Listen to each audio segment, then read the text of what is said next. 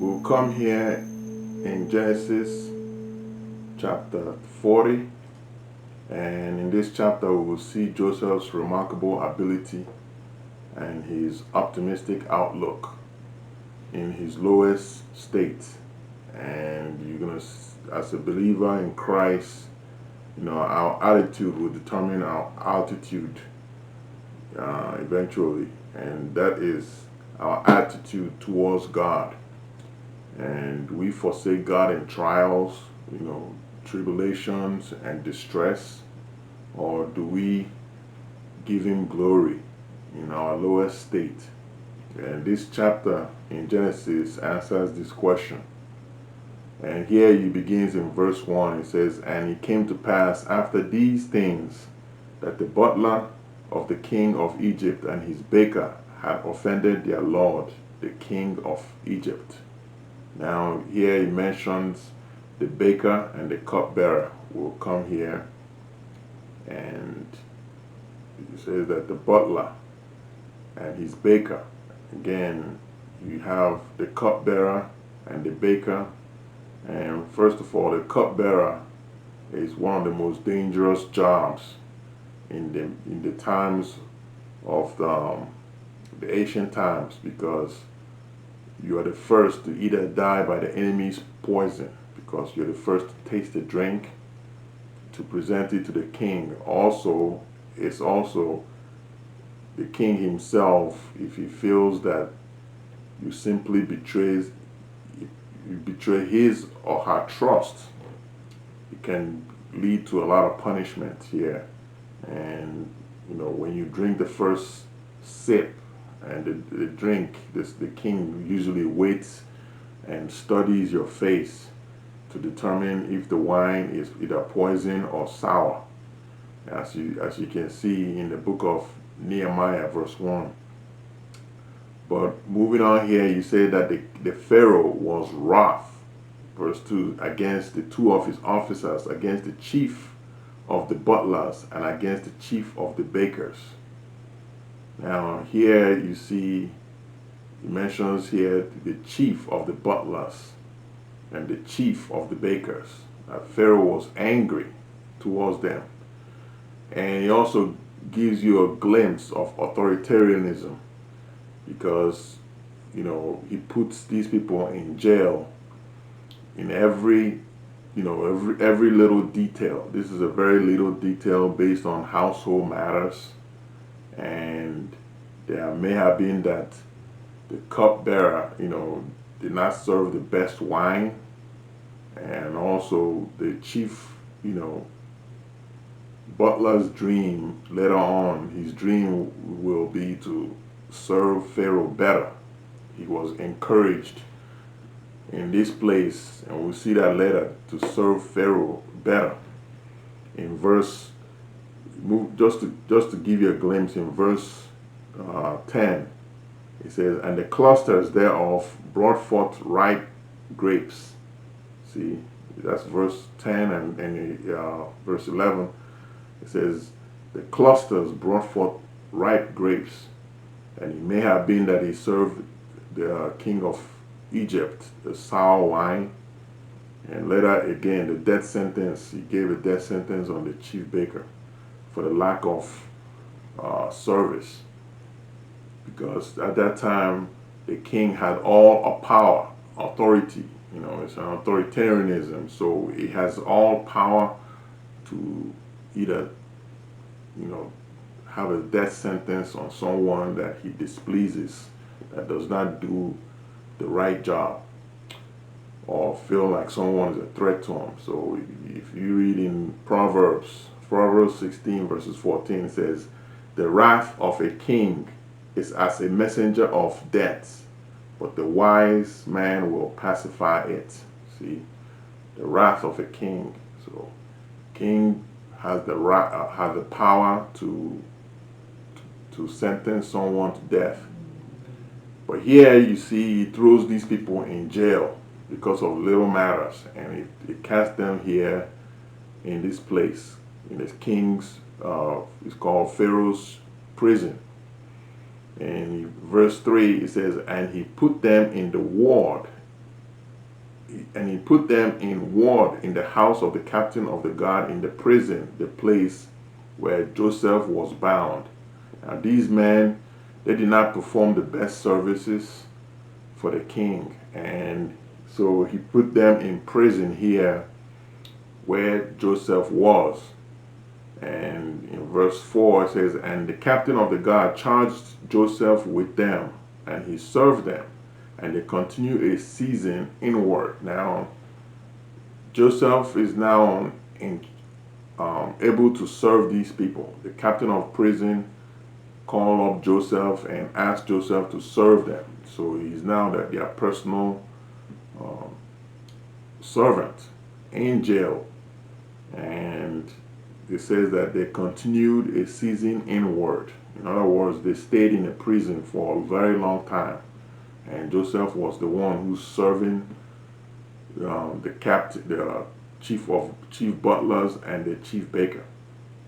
And here we're going to see later on that Joseph may have influenced them a great deal, because Joseph had an excellent spirit and he served them with excellence, with the spirit of excellence. And we need a spirit of excellence. We need to ask God to give us a spirit of excellence, because here God gave this man this excellence to serve them well. And one of these men will eventually learn from Joseph, and one is going to get the message and another didn't get the message. And if you're around people who project the spirit of excellency, you become better. And that's what happened here. But again, this is my own speculation. And it says in verse 5, it says, and they dreamed a dream. And they dreamed a dream of both of them, each man his dream in one night, each man according to the interpretation of his dream, the butler and the baker of the king of Egypt, which were bound in prison. Now here it says that these men, they came here and they have been with Joseph for over a long time here in prison. And Joseph has been serving them. But they come here, they says two of them in one night had a dream. And the butler, on being an excellent server, he's going to say here, it says, in verse 6, it says, and Joseph came in unto them in the morning and looked upon them, and behold, they were sad. And he asked Pharaoh's officers that were with him in the ward of his Lord's house, saying, wherefore look ye sadly today? See, Joseph, he came to this man. They had this dream, and and they were sad. These two men were sad. And here you see Joseph, an optimistic man. He's an optimistic young man, and he came, and despite everything that happened to him, despite all things,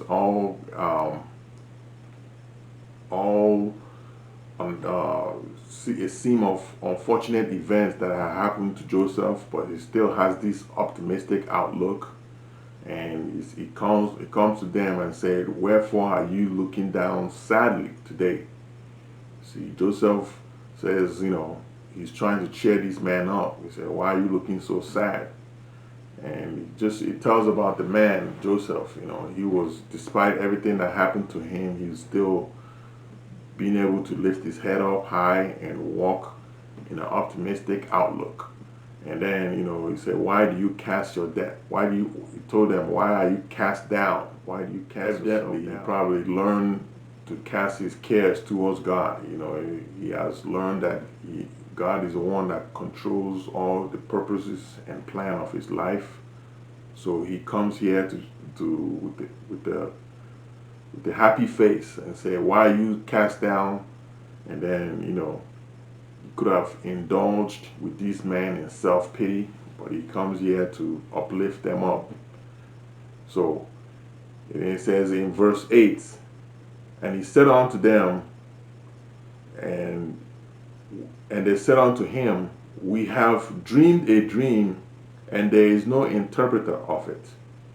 And Joseph said unto them, Do not do not interpretations belong to God?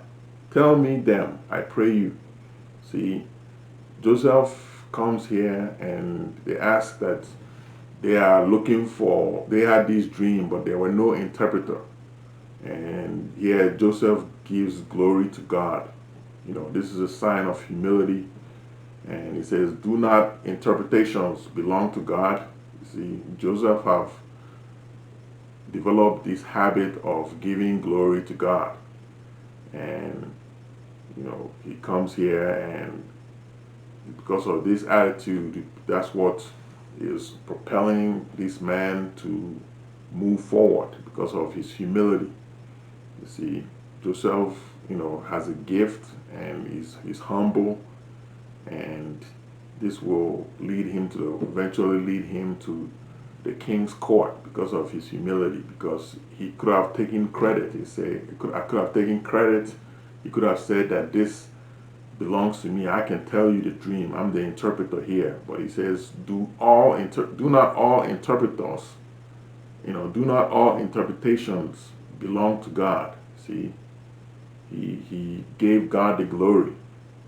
And eventually, if you read in Genesis 41, later on, when he finally gets to the king court because of his attitude, because of this sign of humility, in Genesis 41 verse 15, he says, and Pharaoh said unto Joseph, this is when Joseph finally meets Pharaoh. And Pharaoh comes and told him, says to Joseph, he says, I have a dream and there's none that can interpret it. And I have heard say of you that you can understand a dream to interpret it. And then this is what Joseph replies. And Joseph replies to him again in Genesis 41 verses 15 and verse 16. Joseph answered Pharaoh saying, it is not me. God will give Pharaoh an answer of peace. You see, he said that this is not me. You see, I'm not the one who is going to do that. God is the one who's going to give you the interpretation. See, all gifts come from God, and we have to use our gift for the glory of God. And this man says, do not interpretations belong to God. You know, in other words, he makes no claim of his ability. You know, when you exalt God in a little things and, you know, in a little place, like this man is in jail, he's exalting God in a little place here and in the little things. Again, God will exalt you before great men. And here, you know, when you glorify God in life and in service, you know, he will exalt you. And this is what this man is doing here in a prison. He says, do the same thing. He says, do not interpretations belong to God. You see? And then later on, this is what he said in prison, but when he gets to Pharaoh, he will say the same thing. You see, it's a sign of humility that he is not taking credit on himself. He's not taking the credit to himself. So, you see, but here it says, and moving on, it says, verse 9, it says, and the chief butler told his dream to Joseph and said to him, in my dream, behold, a vine was before me, and in the vine were 3 branches, and it was as though it budded and had blossoms shot forth, and the clusters therefore brought forth ripe grapes.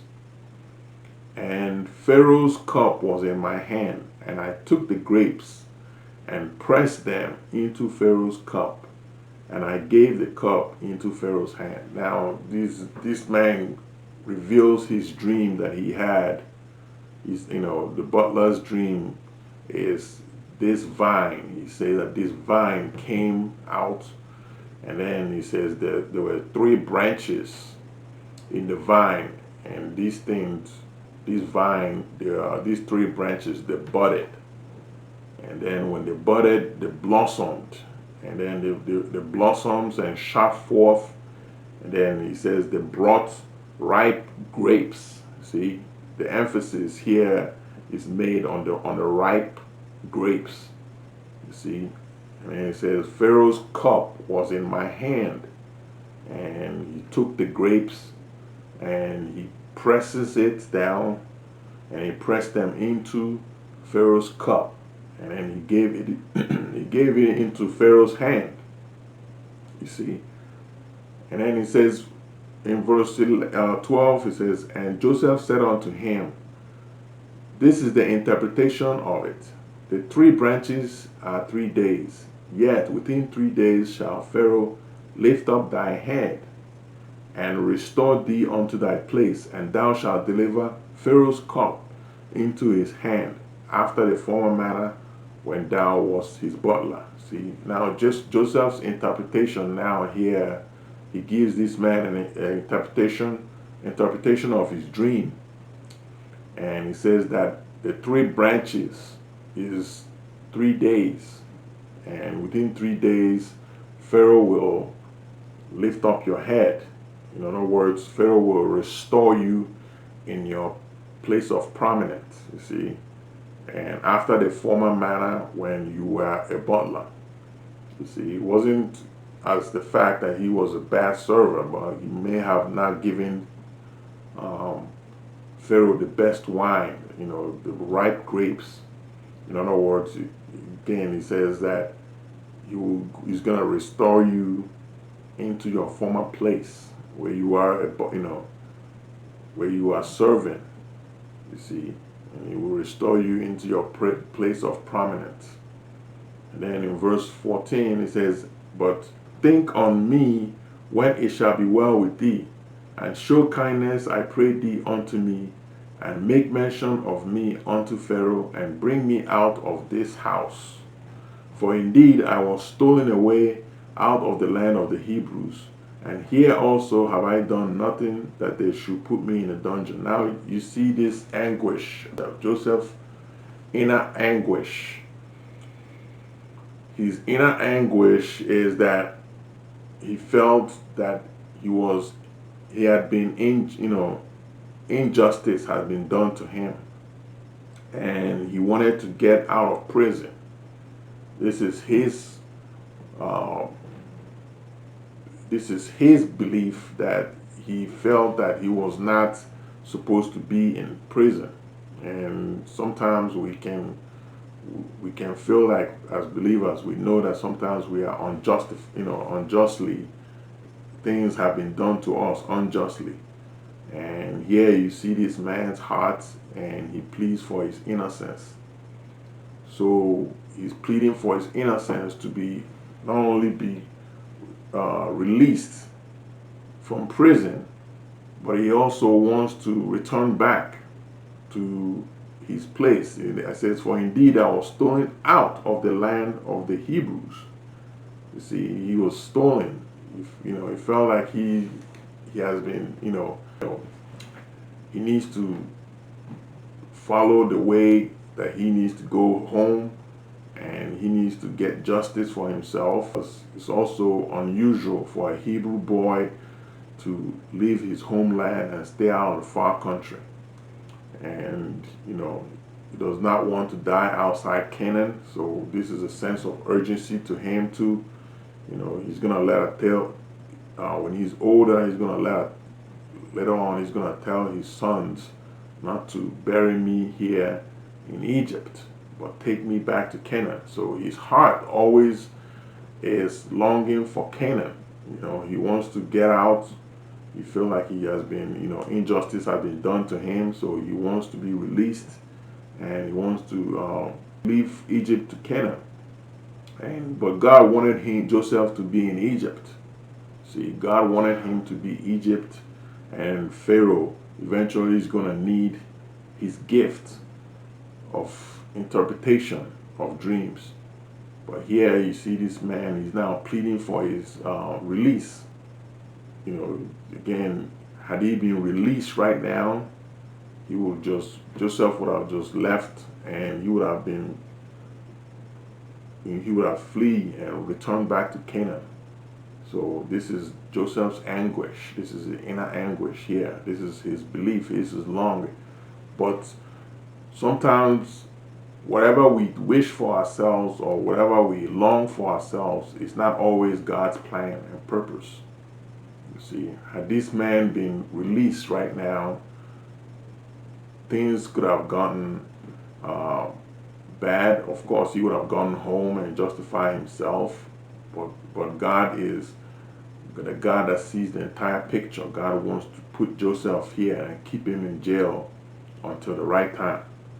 So it says here in verse 16, it says, and when the chief baker saw that the interpretation was good, and he said to Joseph, I also was in my dream, and behold, I had 3 white baskets on my head, and in the uppermost basket there was all manner of baked meats for Pharaoh, and the birds did eat them out of the basket upon my head.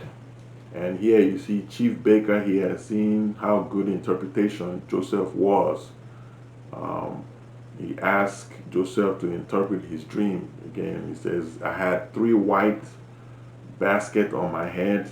The uppermost basket, he had all manner of baked meats. And he says that the birds ate them out of his head. Signifying that he wasn't a good steward. The birds came and just took everything, ate them out of the head in his basket. And here Joseph answered and said, this is the interpretation, therefore. The 3 baskets are 3 days. Yet within 3 days shall Pharaoh lift up thy head from off thee, and shall hang thee on a tree, and the birds shall eat thy flesh from off thee. See, now Joseph's interpretation is within 3 days, Pharaoh will find his replacement. And that means he will take away your position. That means lift up thy head from off thee. And no longer is he going to be a baker, and he's going to hang him. And then the birds will eat your flesh off the tree.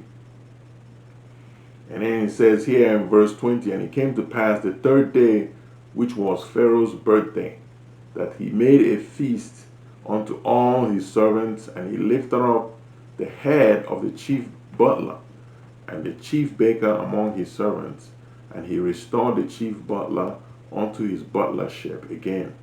And he gave the cup into Pharaoh's hand, but he hanged the chief baker, as Joseph had interpreted to them. See, this man on his birthday, the birthday of King of Pharaoh, King of Egypt, on his 3rd day, on the 3rd day, he had a feast, and he made all of his servants come. And here, this is a birthday celebration that is a lengthy time. On the 3rd day, he made all his servants, and they come.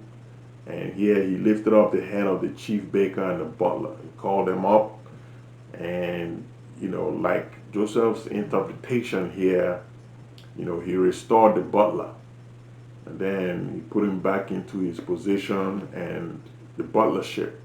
Again, the word butler also, it means cupbearer. That's what it means. He's a cupbearer. And again, he gave the cup into Pharaoh's hand. He handed Pharaoh the cup, and he gave, pressed just as he did in his service. He says that he will press the right grapes, and he will give Pharaoh the best service here. But here he hanged the chief baker, you see.